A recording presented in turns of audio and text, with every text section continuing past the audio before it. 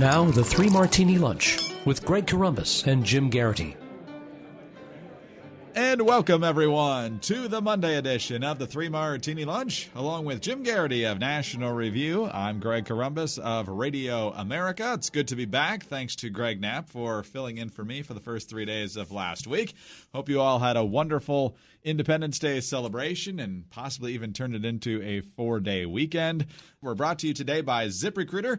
Right now, Three Martini Lunch listeners can try ZipRecruiter for free at this exclusive web address, ZipRecruiter.com/martini. Jim, vacation was glorious, but it's always nice to be back with you.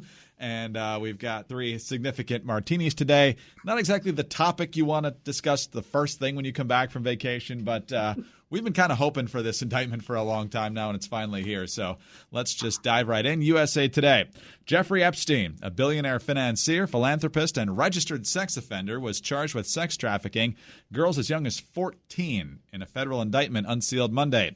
Epstein, quote, sexually exploited and abused dozens of minor girls at his homes in Manhattan and Palm Beach, Florida, along with other locations, the indictment says. Epstein also paid some of his victims to recruit more victims, according to the indictment.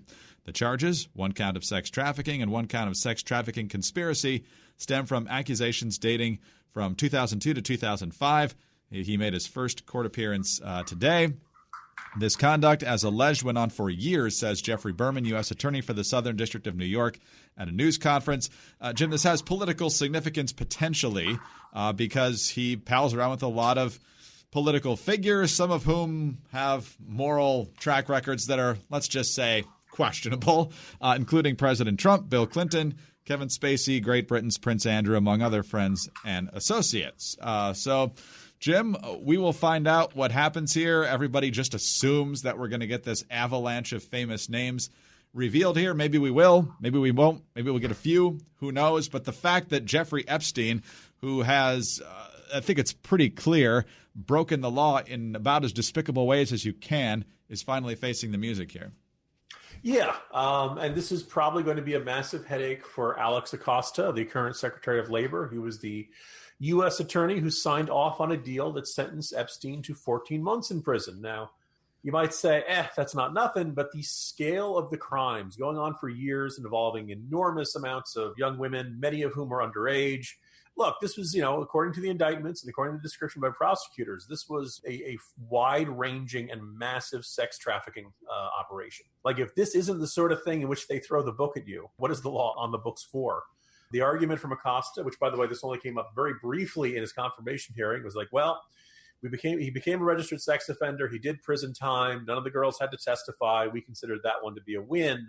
But the punishment did not appear to fit the crime. And it's good to see federal prosecutors going at it. For anyone wondering if this is double jeopardy, this is separate charges from separate women.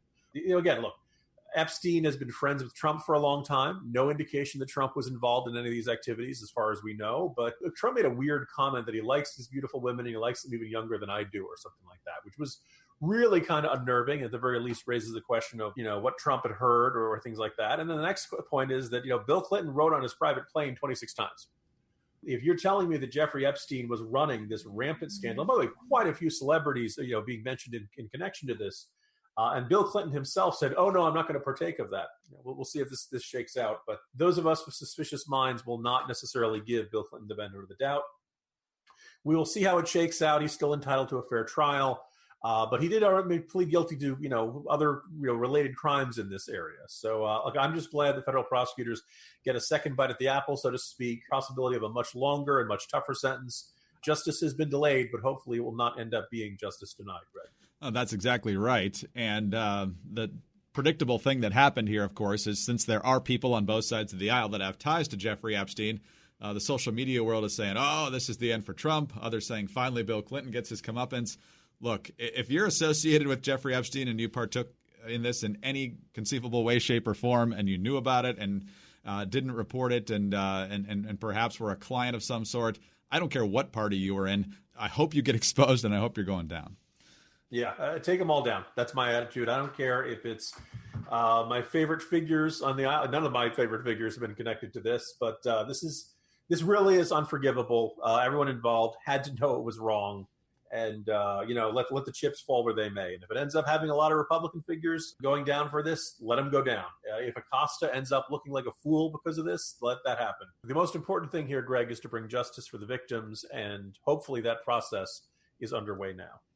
And it's a good time also to highlight the scourge of this nationwide. You're getting a lot of attention on this issue now because Jeffrey Epstein is who he is, and he's been involved in politics, and he's got a bunch of famous friends. But John Whitehead over at the Rutherford Institute has done a lot of detailed work on this and pointed out that sex trafficking, and especially an emphasis on underage girls when it comes to sex trafficking, is now the third most profitable commodity in the United States behind only guns and drugs. So this is a huge problem, and hopefully it means even more of a crackdown on this everywhere. Jim, there's no good way to transition to ZipRecruiter following that other than to encourage everyone to hire good prosecutors around the country. But whatever the job is that you need to have filled, ZipRecruiter is the way to go. Hiring used to be really hard. Multiple job sites, stacks of resumes, a confusing review process. But today, hiring can be easy, and you only have to go to one place to get it done, and that one place is ZipRecruiter.com/martini. ZipRecruiter sends your job to more than 100 of the web's leading job boards, but they don't stop there. With their powerful matching technology, ZipRecruiter scans thousands of resumes to find people with the right experience and invites them to apply to your job. As applications come in, ZipRecruiter analyzes each one and highlights the top candidates, so you never miss a great match.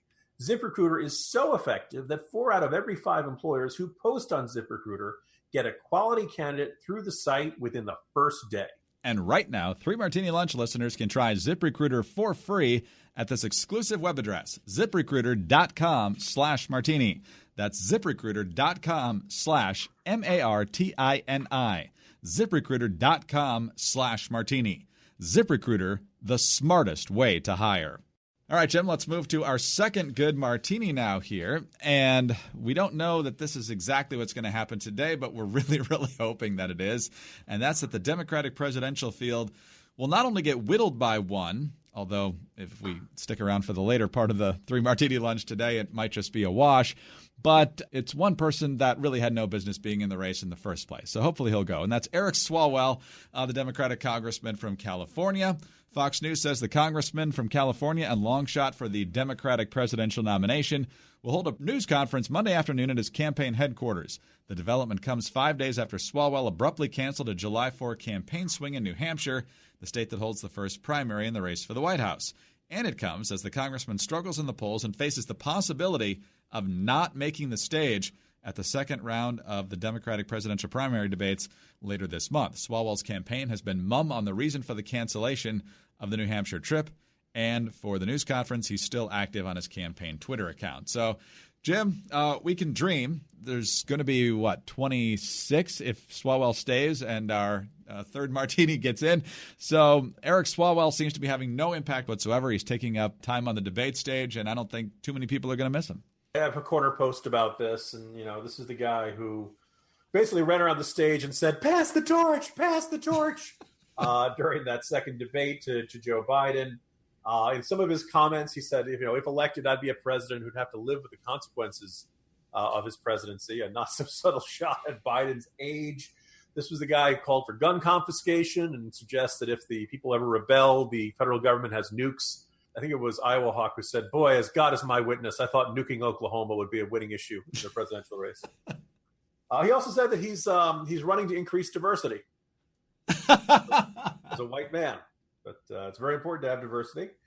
And so, look, you and I will have a lot of fun whacking him around as a piñata, much to my frustration, though, Greg. No one has told a pollster, as far as I've seen, that when asked an open-ended question about who they're voting for in the Democratic presidential primary, no one has answered Irving Schmidlap. Because if that had happened, Irving Schmidlap would actually be ahead of Eric Swalwell, who was at 0 for many, many consecutive primary polls there. Go a little bit against type here, though, and give my traditional molecule of sympathy to Eric Swalwell. And for all of these candidates, and maybe you could say this is foreshadowing our martini number 3 here. When you're an elected official, most of the people you encounter want a favor from you. Most of the people you encounter would rather not have you as an enemy. So when you start saying, hey, do you think I should run for president? It's very tough to say, no, you'd be terrible. You're not as charismatic as you think you are. You're not as persuasive. Nobody's heard of you, Congressman. I know you've been on CNN a lot. I know you like to think you say all these pithy things, but no, really, you will not succeed. Nobody knows who you are. Nobody cares who you are. Your message would be redundant from at least a dozen other candidates up on that stage. You'd struggle to get 3%. You're wasting. Nobody around Eric Swalwell told him that, is in my suspicion. Or at least anyone who did, he figured out a reason to tune them out. Oh, they're jealous. Oh, they're haters. Oh, they don't, they don't want me to succeed, et cetera, et cetera. And when you become an elected official, there are the occasional exception, but really 9 times out of 10, you end up living in a bubble of some kind. You are surrounded by people who tell you what you want to hear, people who don't want to communicate inconvenient truths, people who don't want to tell you things you don't want to hear. So when you do encounter the people who tell you things you don't want to hear, whether it's protesters outside your office or you have an angry town hall meeting, or maybe just 2 guys who have a podcast who keep making fun of you, you constantly come up with reasons to not listen to them. Oh, they're haters. Oh, they're jealous of my talent and skills. Oh, they're right-wing maniacs and all that stuff. So that's, Eric Swalwell has been walking around in a bubble. And over the last couple of weeks, it must have popped. My suspicion is the quarterly fundraising numbers came in. They probably were terrible. So Eric Swalwell is probably feeling pretty lousy today. He probably is recognizing it. Everybody around him, it was the emperor's new clothes. Nobody had the guts to tell him, Eric, this is not going to succeed. This is a terrible idea. You're going to embarrass yourself. And now he is where he is. He'll go back to his congressional district. It's a D+20 district. He's going to have that seat for as long as he wants it. But, hopefully he's eating some crow and he's got some egg on his face. And, that's a lesson that I suspect a lot of these candidates are going to learn before all is said and done in the 2020 presidential cycle. Jim, if his bubble popped and in 24 consecutive polls no one supported him, his campaign theme song should have been Tiny Bubbles by Don Ho, because that is pretty hard to pop. It's a steel ironclad bubble. But the irony, of course, is that these guys at the local level, at the state level, it's not like Bullock isn't dramatically different. Different. Bullock didn't even make the stage, right? Most of these guys are going to have that rendezvous with reality in the coming months and weeks when all of a sudden the funding dries up. It was never that good in the first place. The urging them to run for lower office gets a little more insistent. Somebody like John Hickenlooper. The patience will wear out. And these guys who walked around thinking that they're, didn't stink are going to learn. Not only are they human, they're not a particularly popular human being. And we can now report it's official. Eric Swalwell is not going to be continuing his Democratic presidential campaign. He will sadly, however, be running for Congress again in 2020. All right, let's move on to our third and final martini, our crazy martini for the day, Jim. And as foreshadowed, we're still talking about people getting in and out of the 2020 Democratic presidential race, because the one thing you definitely want more of are candidates that no one's really heard of before. And so enter Tom Steyer.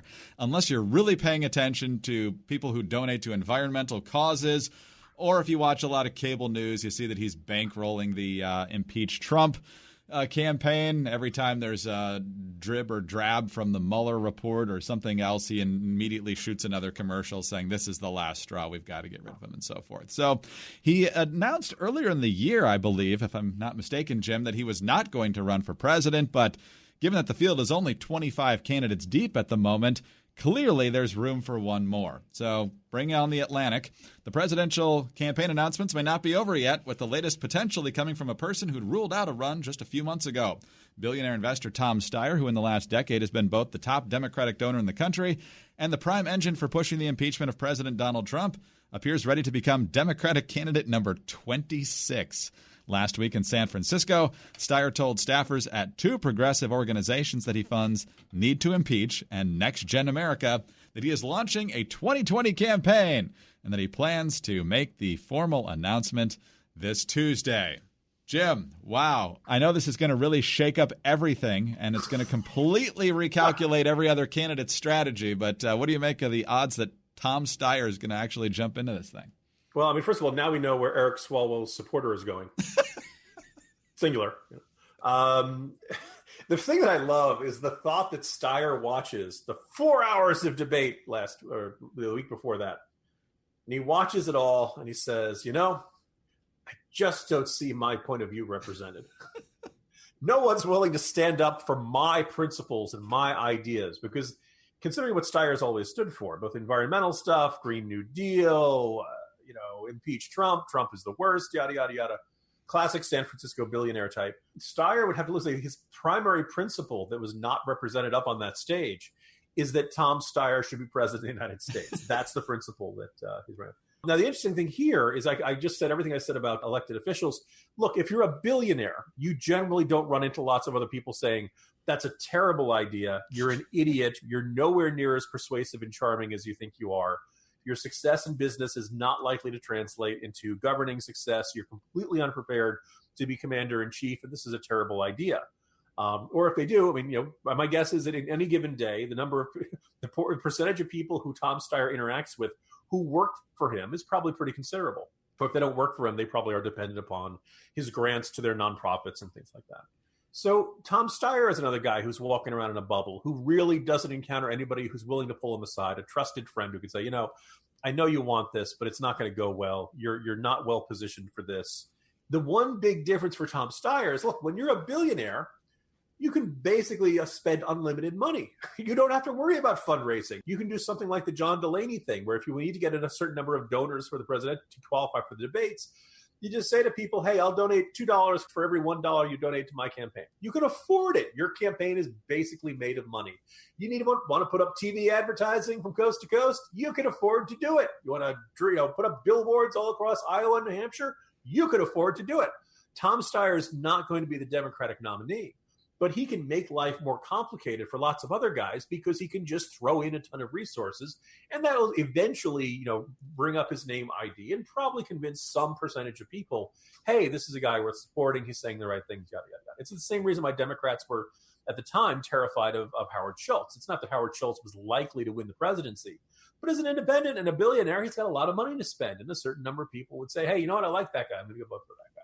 So life got a little more complicated for some. I'm going to say not the Bidens, not the Harrises, but maybe the Cory Bookers, the Amy Klobuchars, that second tier type where there's only a certain amount of percentage points you can scrounge up in this race, and now all of a sudden a billionaire jumping in with presumably unlimited funding to self-finance. And look, I picked this as the crazy martini because Tom Steyer hears the call of America. I think it was a wrong number, Greg. Well, it's the Trump effect. Everybody thinks they can do it now, particularly if they're a billionaire and somebody who's interested in politics. I think Tom Steyer was looking for a candidate on the stage who would turn no matter what the question into, and that's why Trump needs to be impeached. And nobody did that. Here's the thing. I'm running for president to impeach President Trump.